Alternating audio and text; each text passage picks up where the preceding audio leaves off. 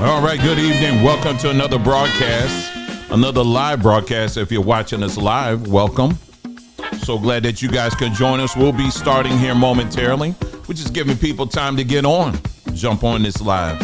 Hope you guys had a great day. Hope you guys are enjoying your weekend. And yeah, I got this hat on because I'm still a little cold out here. I'm looking at the temperature right now. We're in Arizona. It's 50 degrees, but that temperature. One thing about living in a desert climate, that temperature, once it changes so rapidly. And I'm still like trying to get warm up a little bit. But I know the rest of the country, depending on where you are, you probably like in 30-degree weather or something like that. So I'm not complaining. I'm just saying, yeah, that temperature dropped. But good to see everybody as you're coming in. We got Isaiah in the house, Isaiah 40:31. We got Willie Rivers. And then we got some other people coming in, I'm sure.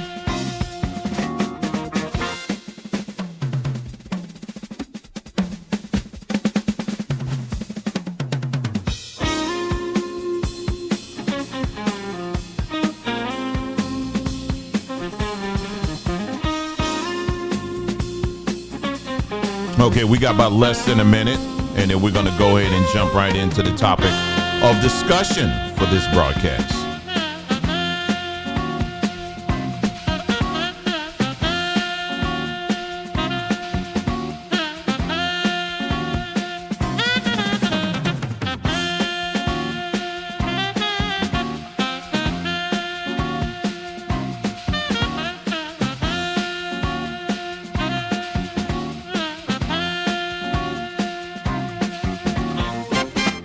All right. Thank you so much for joining us this wonderful evening.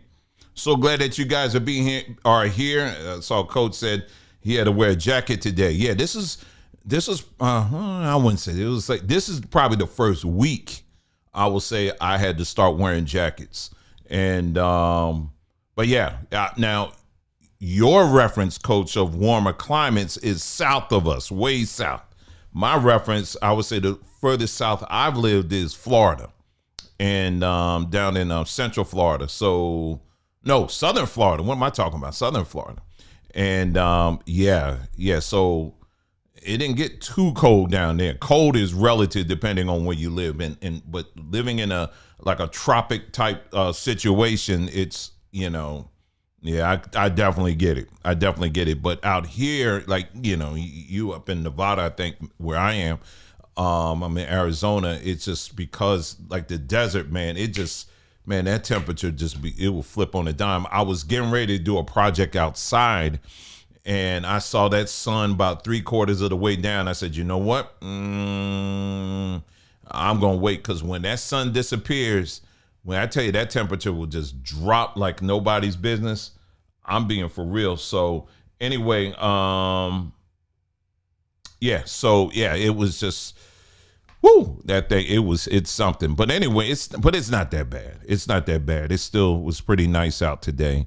And I was actually thinking about going. They have a, not too far from here, they have a, a RV show going on. And hold on for just a second. Let's see. I got to text somebody here. Anyway, but yeah, so, but anyway, yeah, so other than that, today was good. Oh yeah, I wanted to go to this RV show. It was, not that I'm interested, I want to buy an RV. I just want to see how these RVs have changed, and what some of the tech and stuff they're putting in there. Though I'm just always interested in little things like that. And another thing I was checking out too, this was last night. I was looking at all these videos of all the the things that are going on in Africa right now, like what China is doing in terms of the different building programs and stuff that they're doing in Africa right now. And I tell you, it's real. Between that and I was looking at CES, on Consumer Electronic show that they have in Vegas every year. And man, two things. Number one, let me stick to the China and Africa thing.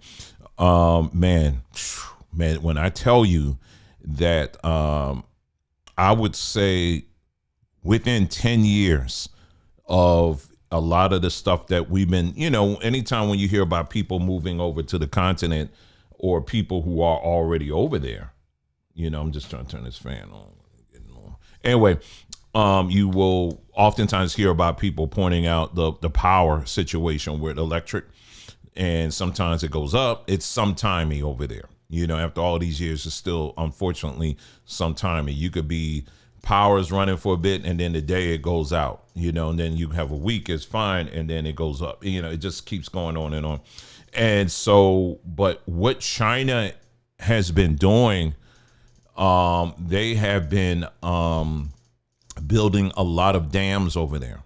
They've been building some major dams over there that are going to be spitting out a bunch of power. I mean, so much. They're building one in Angola. There's one in upper West Africa that they're building. There's another one I think they're building like in Kenya area. There was quite a few.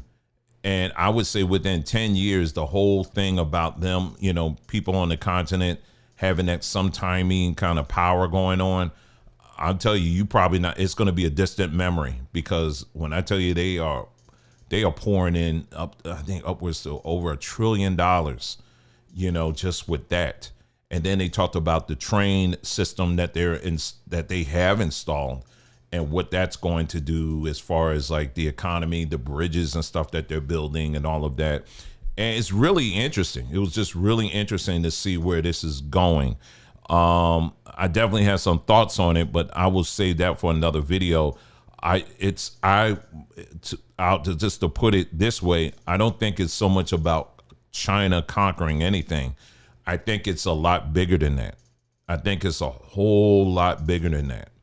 I think this is a push to get everybody into this new technocracy. I think that's really where everything is going right now, where culture is not going to matter. It's not going to be the world that we're going to live in. We're going to be in over, as we're going forward. Culture is going to be kind of irrelevant. If you've ever noticed in a lot of these, if you've seen like these futuristic shows where they show people living, like in these future situations where, everything's digital, you got your, let me get my robot out. We're going to go out and I'm going to send a robot out to go do my errands and all this other stuff. Right. And, or everything's handheld and all that kind of stuff.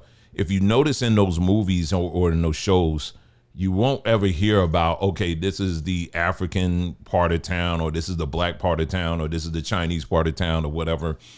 You rarely see that in any of these shows or movies that portray these kind of futuristic communities. It's more focused on bringing people together with technology, not so much culture. And that's where I see this is going.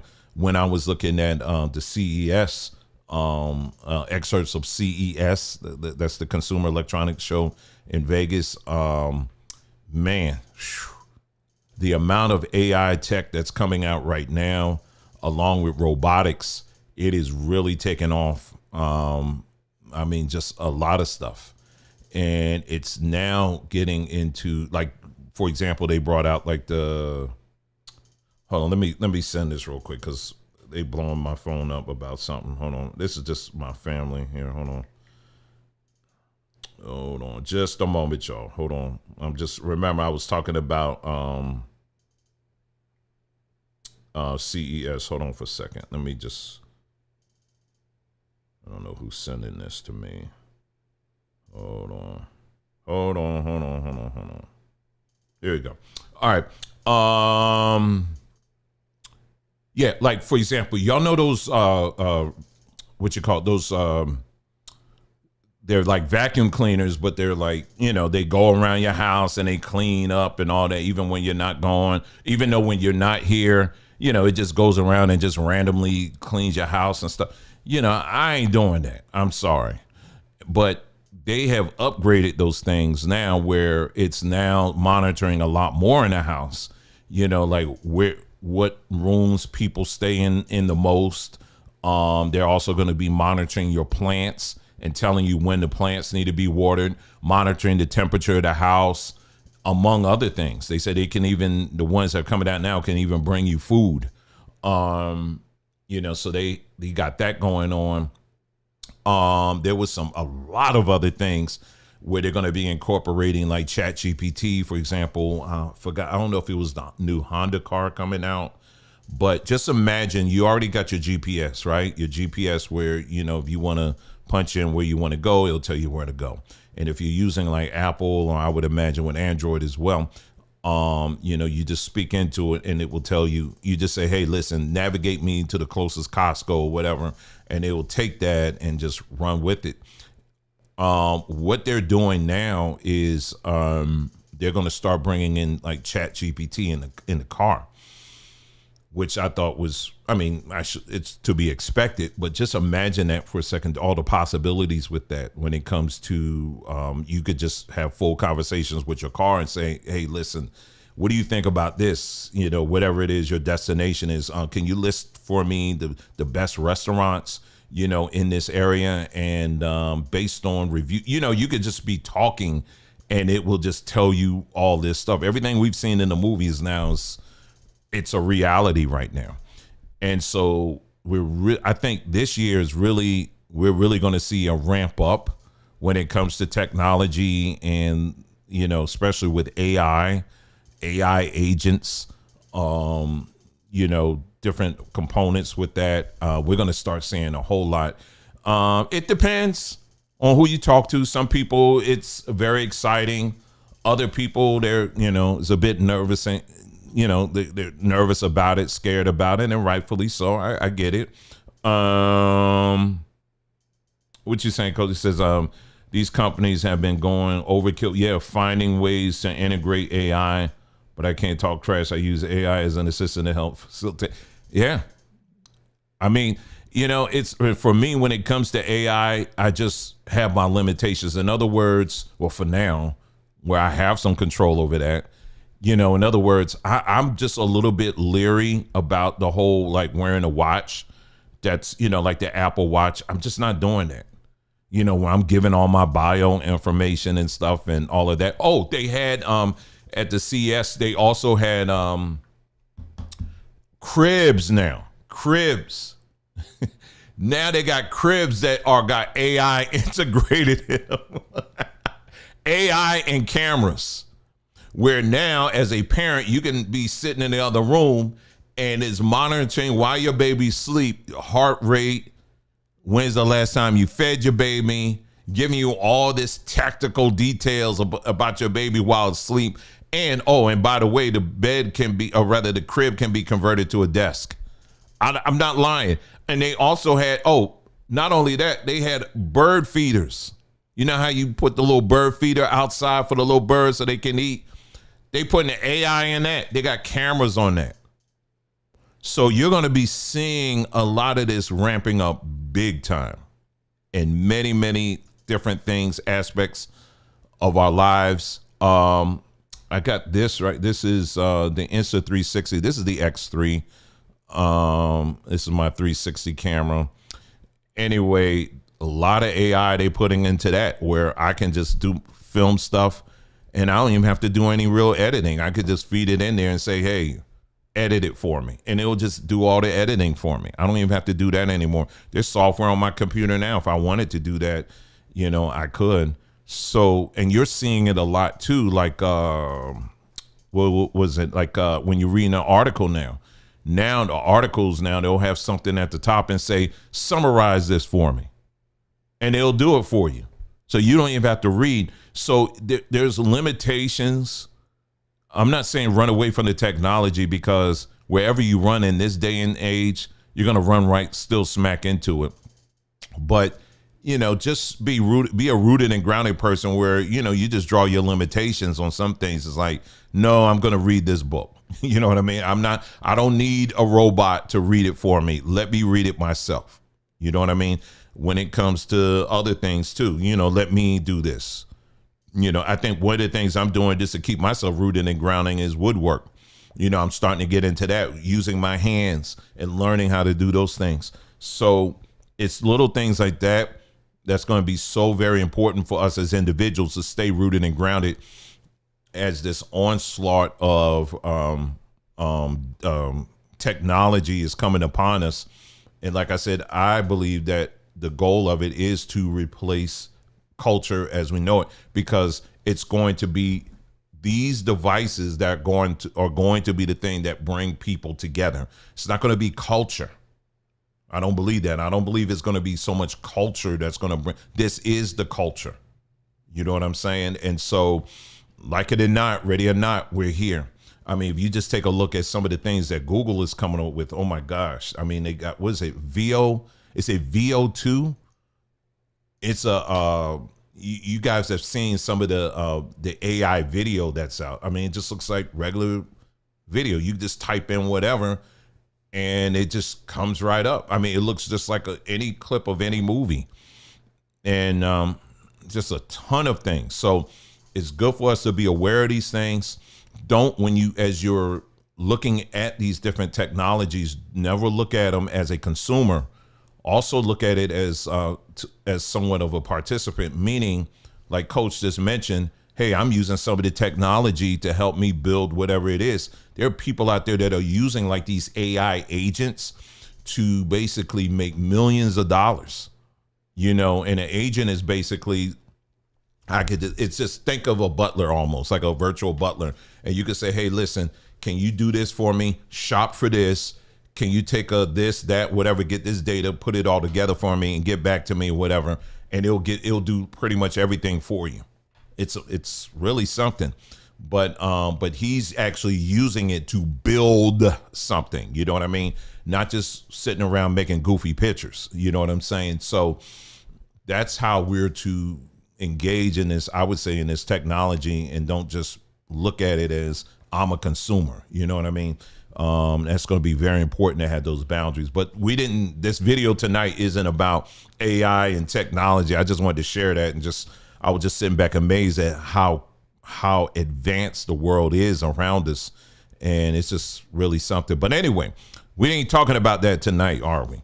Tonight, we're going to talk about something else I've been noticing. I'm sure many of you guys have been noticing too. And it's this whole thing with the fires. Just like any other disaster, natural disaster that takes place, it's always amazing to sit back and to watch how some, emphasizing some, not all, religious folks, Bible believing folks, not all, some.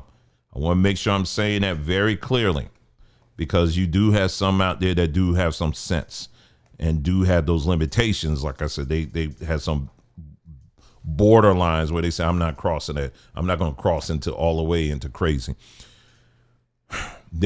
Anyway, so you have people who are looking at these fires and they're saying that, oh, it's, this is judgment from God. These fires, they represent a judgment for God, and it's time now for people to get themselves together, because you just don't know. It's judgment from God.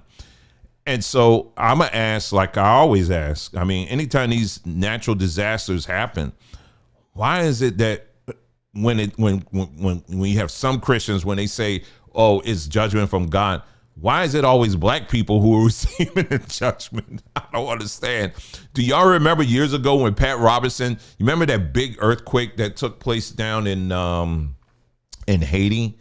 And they were saying that, and Pat Robinson and other Christians, they were saying that this is judgment from God against Haiti because they were practicing voodoo and witchcraft. Remember that? Never mind America. I mean, and all the many abuses and all kind of demonic activity that goes on in America. But God has to go to the poor people down in Haiti and says, I'm going to strike them down with an earthquake. You remember that?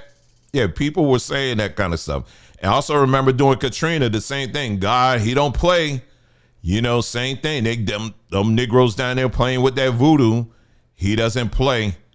And then they said, so he sent a flood. He sent a mighty storm to half destroy these people and scatter them all over the world because, they doing some wicked and evil things down there. The French Quarter, You know, they got some wicked things going on in the French Quarter.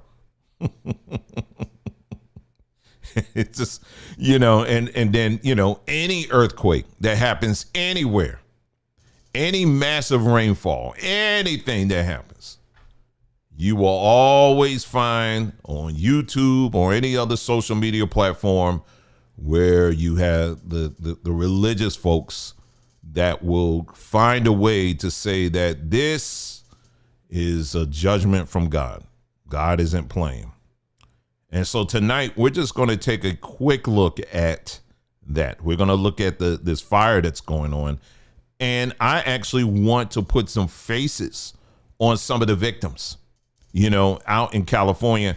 And as we're getting into this, if you find yourself, like for those in California especially, don't please take that smoke very seriously. If you're smelling it, if you're just smelling that smoke, my personal advice to you is, and if you're used to it already, then this is just take it and just keep it moving, right? But for those who are not, my personal advice to you is make sure you go and get one of the masks, a facial covering, preferably if you wet it. If you wet it just a little bit and put it over your face, you do not want to mess around with smoke inhalation. I mean, even in the slightest like that, like if it's light in the air, right? But you still smell it. If you're going to be outside for a while, you need to wear a mask, because I tell you, I have experienced that where you taking in that smoke, all of a sudden your chest start feeling heavy. Then you start feeling really tired. You may feel dizzy or whatever. You don't want to mess with that. You definitely don't want to mess with that at all. So just take precaution when it comes to smoke inhalation, even if it's slight and you're like, I'm good. No, you don't want to mess with that. You definitely don't want to mess with that. And looking at the news reports, it's really something. I don't know. I'm sure many of you by now have seen a lot of the camera work and stuff that's, people are showing. I mean, you got whole sections of the town just gone. And they're actually talking about how a lot of these sections are probably not going to be rebuilt, because of all the left-wing kind of restrictions and stuff that they put in. Someone did a really detailed post and explained why. Maybe I'll share that with you at some point, but just going through step by step why they're saying that a lot of these homes were probably not going to be rebuilt. It sounds like, and I saw one source saying that if they do rebuild anything there, it's probably going to be like apartments or something like that. And that falls right in line with what BlackRock has been doing all over the country. So that's going to be really interesting to see how that develops. But rest assured, even as this fire was spreading out, you got all kind of investors that are doing the Birdman hand rub, and they already have made plans and already got blueprints out on what they're going to do with that land. I mean, it's just what it is.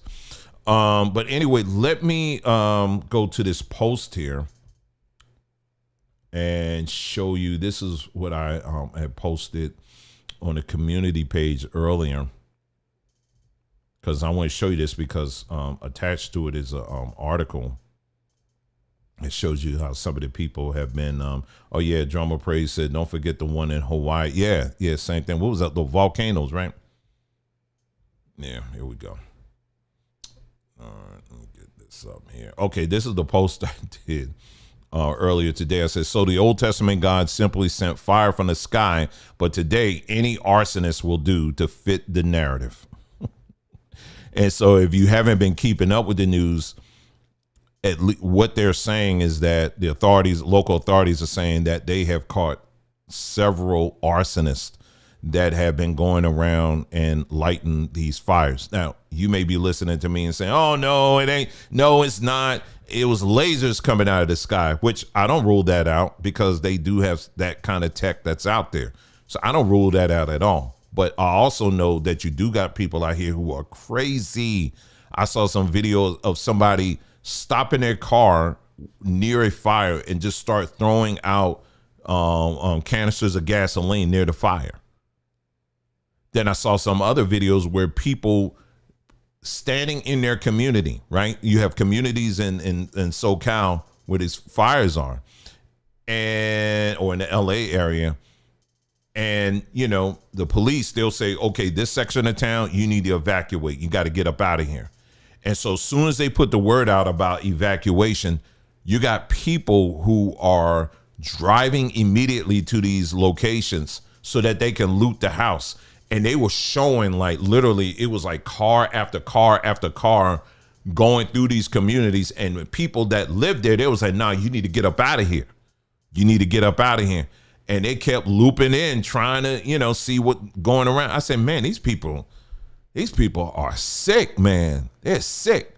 And then they showed some people. There's also some videos out there of people they showed with little lighters or little blow torches and all that, trying to set these fires.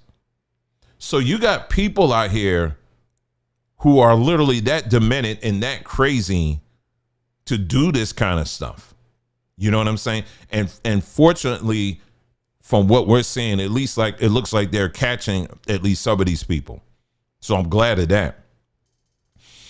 But those kind of details typically don't really matter to some of these religious people, because all they need is a narrative. All they need is it's a massive fire. Then that must mean that God is angry with these people. That's it. That's all they need. No details. I'm like, okay, well, like I said, so wait a minute. I'm reading in the Bible, it talks about how fire fell from heaven. There's no fire falling out of heaven here, at least as far as we know. Instead, we're seeing arsonists getting arrested. So what? He need arsonists now? I'm just saying, these are questions. I'm not trying to be rude or disrespectful or anything like that. I'm just asking. And why is it that a lot of times people don't even ask these kind of questions? They just roll with this stuff. Well, anyway, let me show you, here are just some of the victims here. And like I said earlier, why is it that in these instances, and in the, what was it, in the Carolinas, you remember the storms that blew through there? The storms that blew through there, you remember that? And people were saying, religious people, the only way they could process it is by saying that, oh, it's God's judgment because you have sundown towns located in that area. And so God is judging these people. But then I was pointing out when I did a video on that, I said, but you have communities in these areas that where black people live, or others that live. They ain't got nothing to do with anything, no sundown, anything. They ain't got nothing to do with it. Black folks done lost their homes and everything else, but yet you want to conclude that God is angry with all of them. And I kept persisting and kept asking, what about these people? And how do you know? What did they do to deserve that? I couldn't get a straight answer. And even to this day, I can't get a straight answer. But it fits the narrative. But anyway, let's move on. These are just some of the people. And it's all, listen, and let me just be clear. It's black people, it's white people, there's Hispanic people. There's all kind of people that are being impacted by this, okay? So I'm not putting one over another in terms of importance, but I'm highlighting a specific demographic for a reason on this broadcast, okay? So here you got a gentleman here, Anthony Mitchell. Anthony Mitchell remembered his father as a protector who would do anything for his family. The 67-year-old great-grandfather of 10, wow, who shared the same name as his son, died in his Altadena home. Altadena, I heard, really got hit. Just to give you perspective, Altadena is like very close to Pasadena. All right. The 67-year-old great-grandfather of 10, and you got quite a few black people that live up there too and been up there for many years, who shared the same name of his son, died in his Altadena home. Anthony's younger brother, Justin Mitchell, also died. Wow. Anthony said that his father used a wheelchair after having a leg amputated last year and refused to leave Justin, who has cerebral palsy and did not walk. He probably could have gotten himself out, but he wasn't going to leave my brother. He told NBC News on Friday he really loved his kids. Wow, that really sounds like a target for the judgment of God, don't it? Anthony said he last spoke to his father around 5 a.m. on Wednesday. His father said they were waiting to be evacuated, but about 30 minutes later, his father called another family member and said he could see the fire across the street from the home. Everybody is just distraught over what happened, he said. Anthony described his father as a leader who cherished his family. He gave each one of his grandchildren and great-grandchildren nicknames and would always be willing to lend a helping hand. My dad loved his family, Anthony said. Me and him had a long conversation, and he said, I want you to know that my kids and my grandkids, my nieces and my nephews, you guys are my legacy. You guys are my treasure, he said. Money don't matter. Property don't matter. My kids and my family are my treasure. Wow. Justin enjoyed watching television and having people read to him. He was just a real sweet kid, Anthony said. So I'm without trying not to raise my voice here, because this is the kind of stuff that really upsets me when I hear people just say this nonsense, this BS that you put out here, and want to say that your God wanted to destroy these people like this. And then when I do a video addressing this head on, if people get the main ones that have been running their mouth, they don't say nothing. They don't have nothing to say. But seriously, what out of all the most evil and wicked, you got a whole porn industry in Hollywood, but yet Mr. Mitchell, he had to go. I don't understand why these, again, they don't want to put faces to their judgments.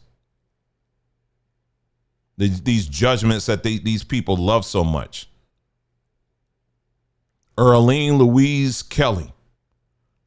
Brianna Navarro, 33, remembered her grandmother, Earlene Louise Kelly, as a sweet but stern woman who knew just about everyone in the neighborhood.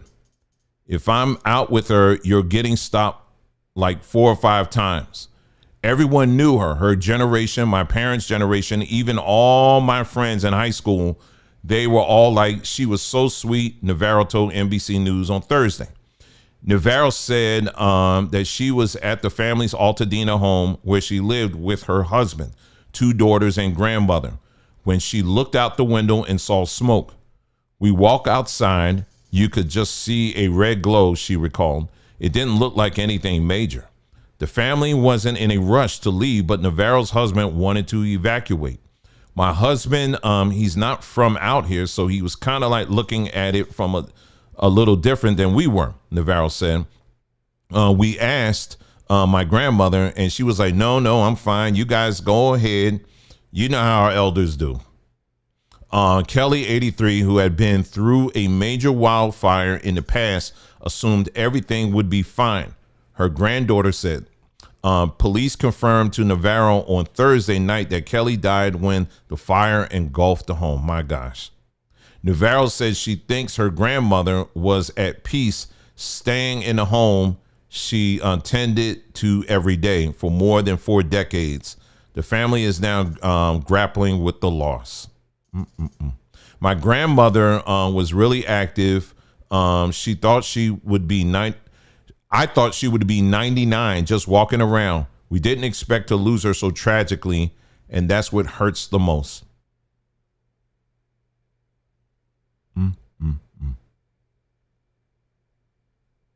I'm showing you the faces, y'all. See, religious people, they don't want to look at the faces. So I'm asking again, why is it that anytime something like this goes down, you want to say, oh, God is judging the nation? Why is it that black folks are always on target number 1? I don't understand this.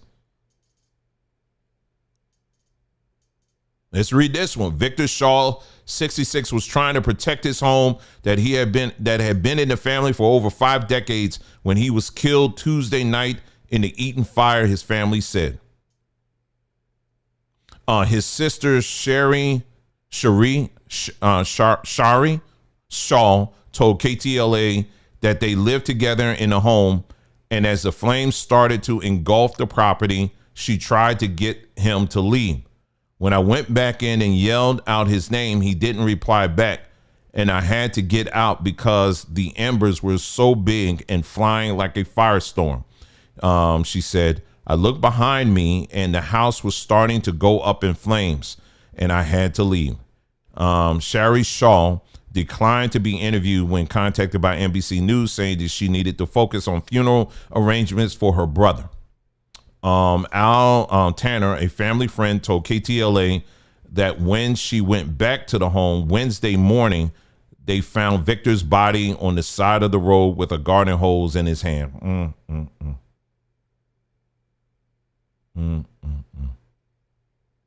It looks like he was trying to save the home that his parents had had for almost 55 years.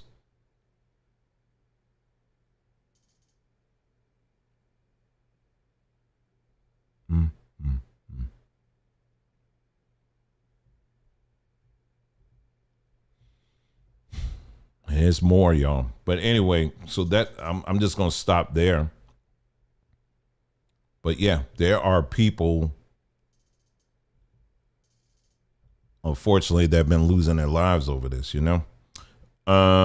Let's move on here. I have on Twitter. Here's another guy here, man. Altadena got hit, man. Jeez. Anyway, here's another one, and I definitely know where Altadena. Anyway, let's go here. Then this is a video of a man, and he's sharing his account of what he's experienced with the fire. It's only about 1 minute and 13 seconds long. Let's take a listen. That everybody's safe, and I'm looking at just everything. I've been here since 1977. So I'm looking at everything, the things that we added, furniture. There used to be white furniture, and it's really just where everything is. And I haven't been here, lived here in many years, but I can still see what everything was. That's what I want to try to find. Where would it be? Right where the roller coaster? Yeah, it'd be hard.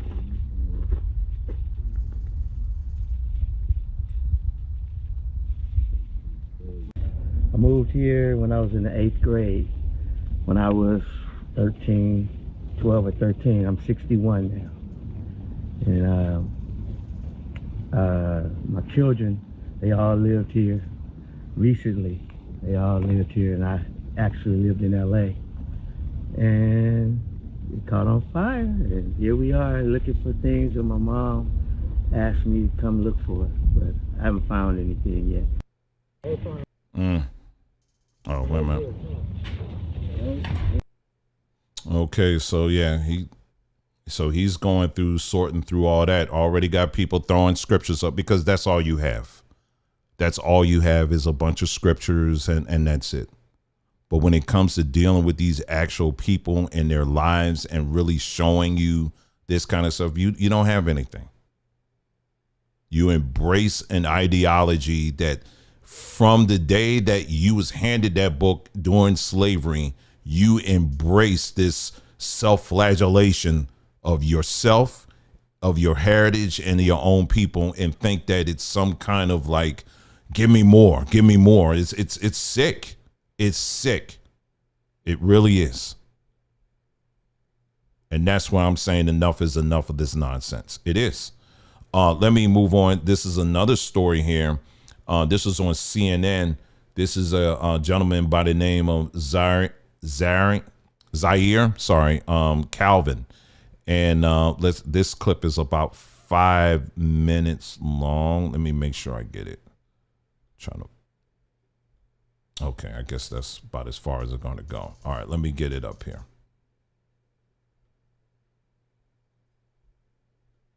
All right, here we go. Let's take a listen to this. He lost his home. His mother lost her home. It was right next to his. She and a baby were able to get out safely at the last minute, but his sister, Evelyn McClendon, did not make it out of her home, and she lived right behind their mother. Zaire Calvin is now with us. Zaire, I am, and we all here are so sorry for your loss. I want to start with talking about your sister. When is the last time you spoke with her? Was it right before the evacuation orders? Tell us about it. Yes, it was earlier during the evacuation orders. Just let her know that, we had to get out of there, and she was collecting her stuff, and presumably I felt that she was on her way out. And you thought that she was safe, that she was out. When did you learn that she didn't make it out? So my mother's disabled. She's in her 80s, and she has steps in front of her home. So when it was a chaotic scene about the time that we were leaving, and I knew we had to take time to get my mother down the steps. Me and my cousin, PJ, he was the only person to help. And I had my wife, my 1-year-old baby. And as we were leaving, I glanced and I remember seeing her car still parked out in front of the house. Mm-hmm. And did you go over to the house? Yeah, well, I just made a yell, like, went to the house. We got to get out. We got to get out. We got to go now. Came back, raced up back down the driveway, went and grabbed my mother.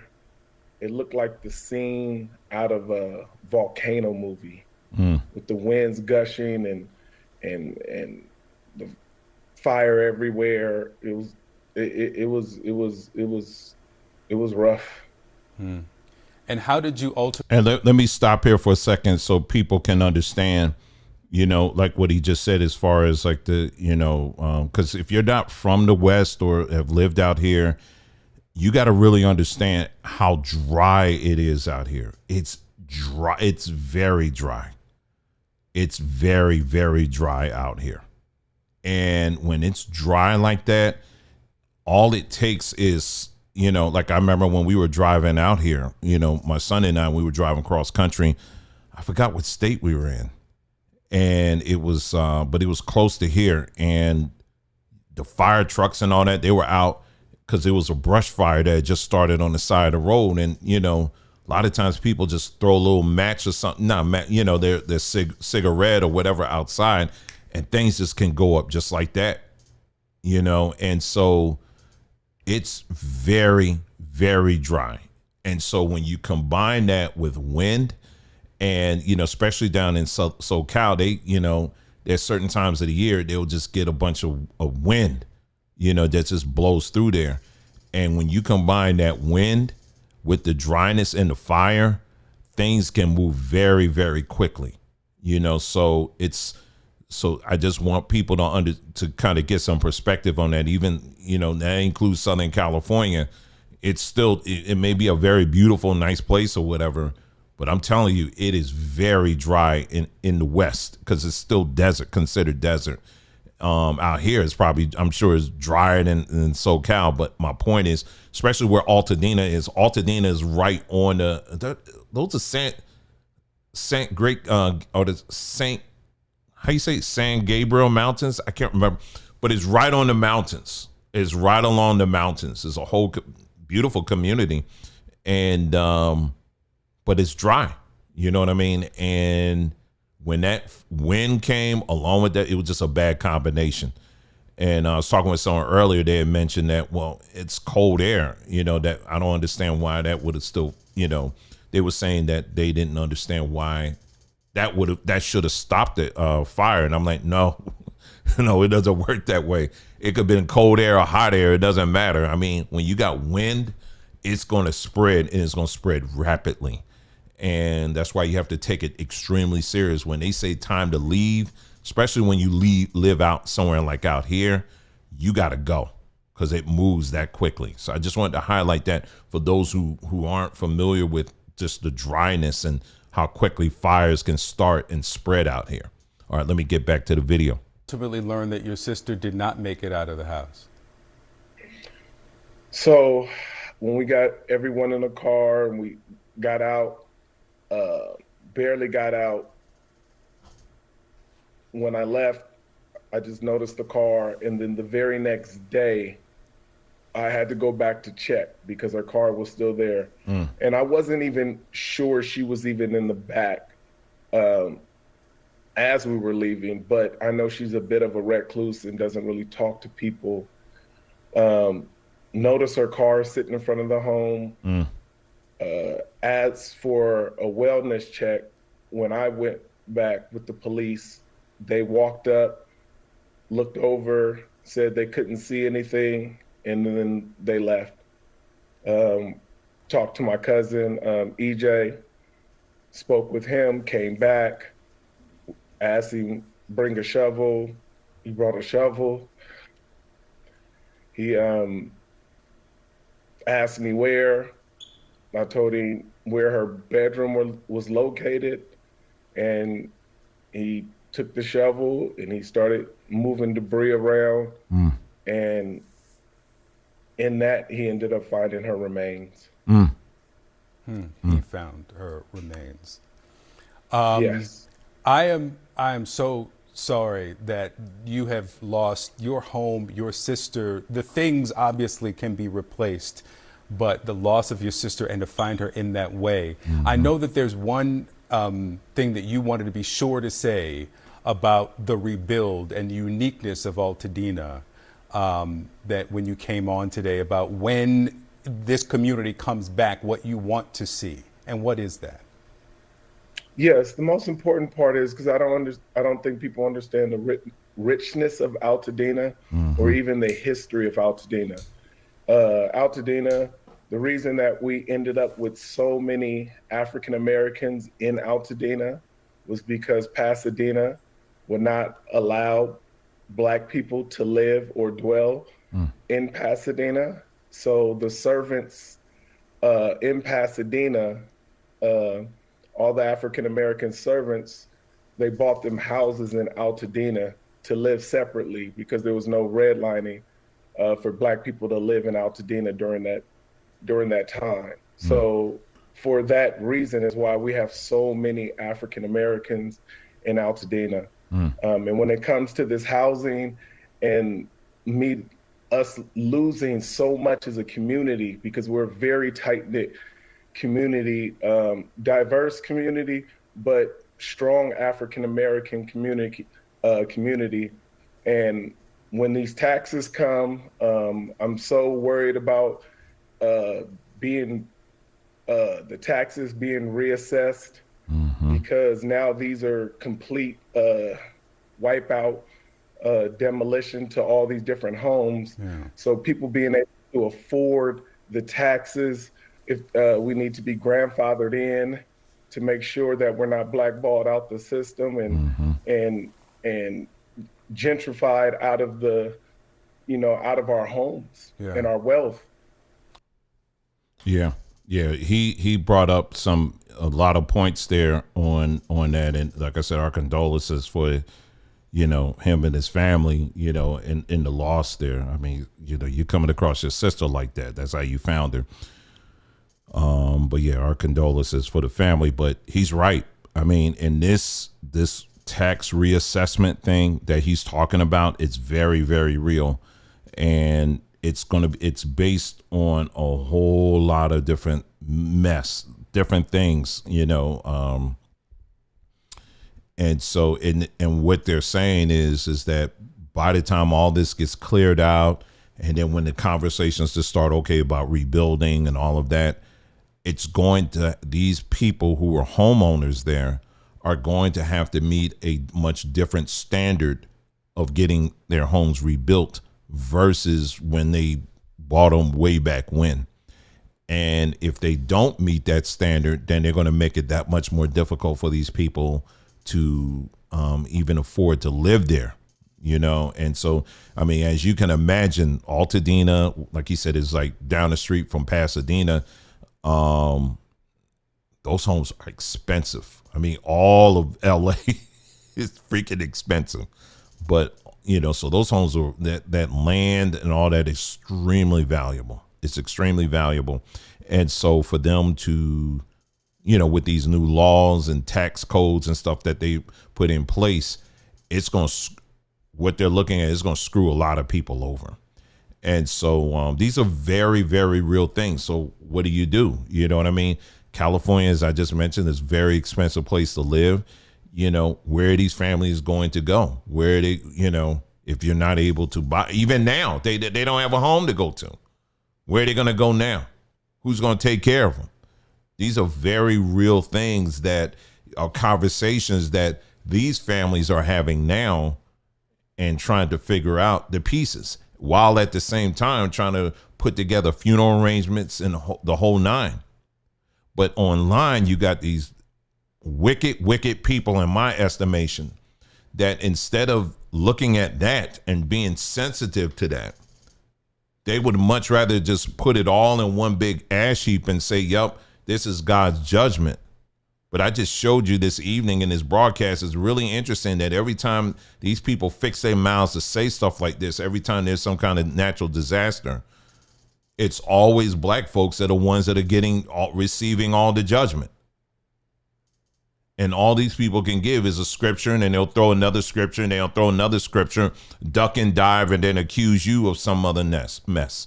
You understand what I'm saying? But they'll never answer these things. They'll never ask these things. And this is the kind of line of questioning I know for me that really began to wake me up on this, because I was like, wait a minute, hold on for a second. Now, all these people out here just as wicked and demonic out here. Why is it that we always getting it? Like, you got a group of people, the Hebrews, for example, who their thing is that we are known by our curses. And it's something I look back now and like, man, how crazy was I to say now I know who we are, because we're cursed. We're cursed. That's what it is. We're cursed. That was like something I was supposed to be somewhat like, yay me, and it's like, it just shows just how this religion stuff, what it did to us, to have us embracing these kind of ideologies like this. You know what I mean? But in the meantime, we're seeing in 4K how our people are suffering, and, as a result of all of these things, you know what I mean? So as like I said, this wasn't going to be a long broadcast this evening, but I wanted to kind of just briefly talk about this. And I was even debating whether or not to do a call in, but, I don't know. I just don't feel like going back and forth with anybody on this, because there's no scripture, there's nothing at all that you can offer, you can add that will make any of that ideology make sense, because it doesn't. And there are a lot of people out here who are suffering, as a result of this, as a result of, what was going on in the Carolinas, what's going on down in Conyers. There's a lot of things that's happened. It's going to continue to happen. And as I said, and I've been warning y'all for a minute here, I said, Trump ain't in office yet. And I said, just hold on to it, because you are going to see a lot of stuff breaking out. They're also talking about these different, pandemics. They're talking about a quademic, where they're talking about COVID and bird flu and some of these other things they're talking about that's going to all collide and happen all at one time. These are very serious things, not to be wrapped up in fear about, but we're going to have a clear mind in how to process these things and how to prepare ourselves and our homes for these kind of matters. You know what I mean? Having a network. And when I say a network, I'm talking about you and your family, just like this man did, and trying to get his family together like that. That's how you have to think. But also what I tell people all the time, you can't think that all black people are going to just magically come together. quite honestly, you don't want that. You really don't, because there are a lot of our people who got some real issues, and you don't want to be, the last thing you want to be is with a bunch of niggas, you know, when things start breaking out. You don't want that. You know what I'm saying? You're going to be around people who are stable minded and have thought these things through and at least got some kind of plan. You know what I mean? Yeah. Someone's saying they were talking about this is a ploy for BlackRock to buy up all the land. Yeah, they've been talking about that. They've been talking about, yeah, we mentioned that earlier. But yeah, so, you know, let's just kind of keep that in mind here.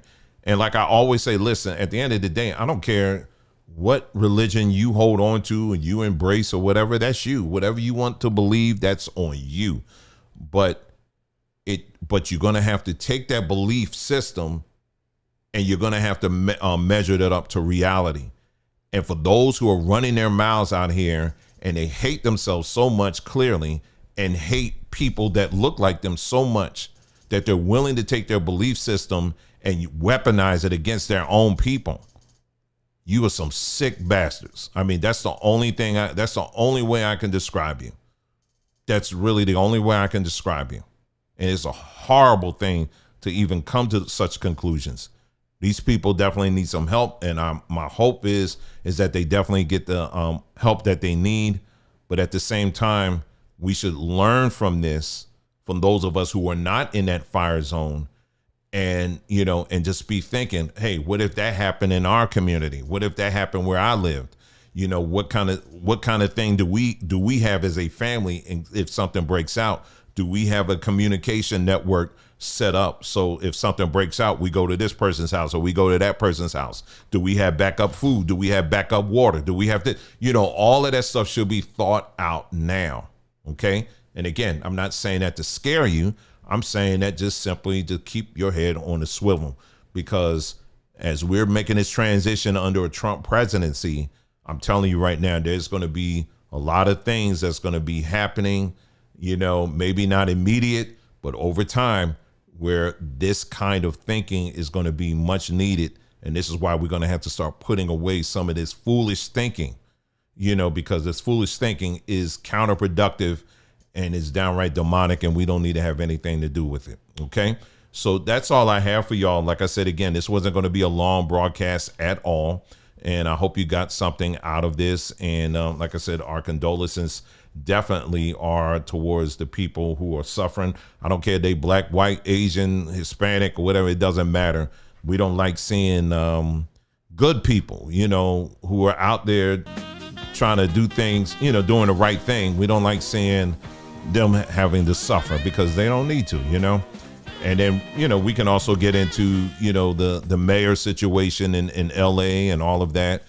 You know, that's a whole separate topic in of itself, but I just wanted to really put a face on the people who are victims. I think that's most important right now. All right. All right, y'all. Thank you again for tuning in. You guys take care, and I'll see you again in the next broadcast and the next video. Take care.